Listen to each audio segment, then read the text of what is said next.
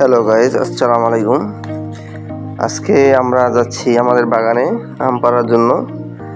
তো আমরা দেখবো আমাদের এখানে কি কি আম আছে। শুধু আমরা রূপালী আমগুলোই পারবো। তো এখানে তো হচ্ছে আমাদের বিভিন্ন রকম মিক্স বাগান, আম, জাম, বিভিন্ন ধরনের তেজপাতা গাছ, সব গাছ আছে। তো এটা হচ্ছে রাঙ্গুই আম। রাঙ্গুই আমগুলো আমরা এখন ছিঁড়বো না, কারণ এগুলা এখনো ছিঁড়ার উপযোগী হয় নাই। তো দেখেন, আসলে আমাদের এই বাগানটা কিন্তু দুই ধরনের আম মূলত আছে, রাঙ্গুই আর রূপালী আম। তো আমরা শুধু রূপালীগুলোই পারবো। তো আমরা যাচ্ছি বাগানে ভিতরে।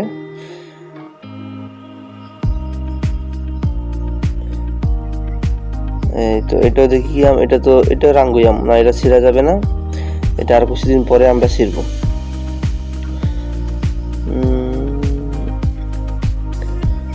না না না, এটা ছিঁড়া যাবে না। আপনাদের কি বলবো বলেন, আমাদের আসলে পাহাড়ি অঞ্চলে যারা আমরা থাকি মূলত, তারা কিন্তু বিভিন্ন ধরনের জিনিস দেখতে পারে। কত সৌন্দর্য, পাহাড়, আপনার জঙ্গল, এগুলা আমার সামনে একটু করে দেখা যায়, দেখছেন? এগুলা কিন্তু সবগুলা বাগান, আম বাগান, একবারে বাড়িঘর নাই, নিরিবিলি। এগুলা এত সুন্দর, দেখছেন? দেখার মতো পরিবেশটা এত সুন্দর। এটা হচ্ছে চাকমা বাড়ি, ভিতরে দেখা যায় না, একটা ছোট্ট বাড়ি আছে এখানে। ওইটা হচ্ছে আম বাগান, আর এটাও কিন্তু আম বাগান মূলত। আমরা সামনের দিকে যাই, দেখি। যেহেতু আমাদের লোক চলে গেছে, মনে হয় একটা গাছ পাওয়া গেছে, রূপালী আম। কাছে গিয়ে দেখা যাক।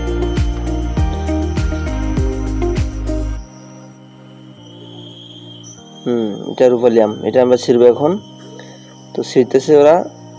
তো এখন আমার চোখে পাকনা একটা আম পড়েছে, মানে এটা পাকার পরে ফাইটা গেছে।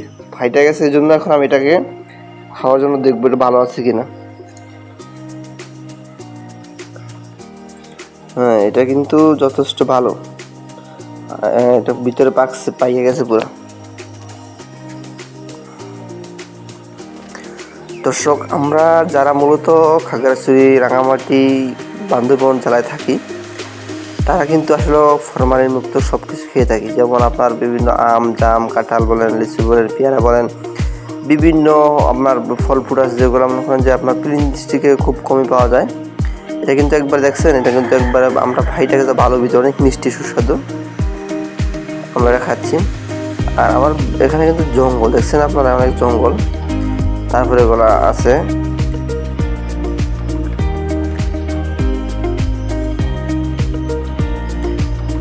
আমাদের পাড়া প্রায় শেষের দিকে।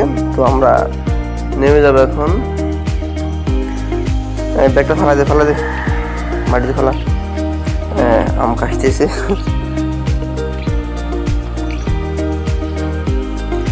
অনেক মজা না?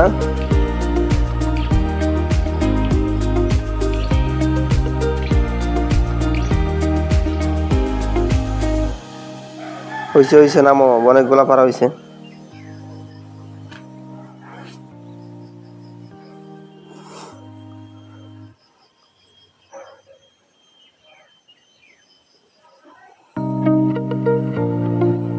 এখন নেমে যাবো আমরা। যেহেতু আমাদের গাছগুলা থেকে আমরা আম পাই নাই, কয়েকটা পাইছি মাত্র। এর আগে বললো কি আম্মু কিন্তু এর আগে আমাদের এক সাইড থেকে অনেকগুলো আম নিয়ে গেছে বাসায়, বুঝছেন? তো আমরা এখন শুধু আমরা চেক করার জন্য আসছি যে আম খরচ চেক আমাদের এখানে আছে কিনা। আমরা যদি এখন বাসায় চলে যাচ্ছি। আসলে কি বলবো বলেন, আপনাদের পরিবেশটা কিন্তু অনেক অসাধারণ একটা পরিবেশ আমাদের, বলার মতো না।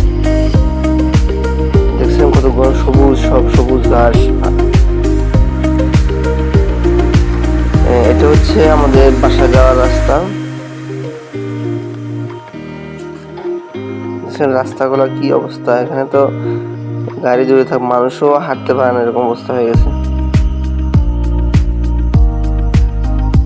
এটাও কিন্তু জঙ্গল। যেহেতু আম নাই, তাই আমরা ভিতরে যাব না, আমরা এখন বাইরে চলে যাব। আর এগুলো কিন্তু আপনারা দেখতেছেন যে আমার পাশে কিন্তু বিভিন্ন ধরনের গাছ, কিন্তু সেগুন গাছ বেশি।